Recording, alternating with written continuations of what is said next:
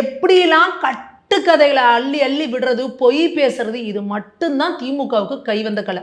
பயணியர் விடுதிகள் எல்லாத்தையும் ஏசி பண்ணியிருக்கிறாரு யாரு? கலைஞர். அதுக்கு என்ன சொல்றாங்க அப்படின்னா, காமராஜருக்காக தான் இதை பண்ணாரு அப்படின்றாங்க. இது எப்பேற்பட்ட இந்த கூட்டம் என்னென்ன பொய் சொல்லணும்னு பாருங்க. இந்த கூட்டம் அப்போ ஆட்சியில் இருக்கு. இந்த கருணாநிதி அவர்களோட ஆட்சியில் இருக்கிறப்போ இவங்க தானே போய் அதில் தங்குவாங்க. இவங்க சொகுசா இருக்கணுங்கிறதுக்காக மக்கள் வரி பணத்தில் வந்து அங்கே ஒரு ஏசியை போட்டுக்கிட்டு ஒரு மேடையில் கருணாநிதி பேசுறாரு. இதுக்கு திருச்சி வேலுச்சாமி அவர்கள் வந்து ஒரு இன்டர்வியூவில் சொல்றாரு, நான் கூட பயணித்தேன் காமராஜர் அவர்கள் கூட. நாங்கள் இங்கே சென்னையிலேருந்து போகிற வழிநடுக எந்த பயணியர் விடுதியிலும் ஒரு 1 பாத்ரூம் போகிறதுக்கு வந்து காமராஜருக்கு அனுமதி கொடுக்கல.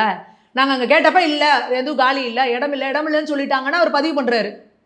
அப்போ நீங்கள் எப்பேற்பட்ட முள்ள மாதிரி கூட்டம், நாதாரி கூட்டம், எப்பேற்பட்ட பொய் பேசுகிறீங்க நீங்கள்? எதுக்கு இந்த பொய் பேசுகிறீங்க?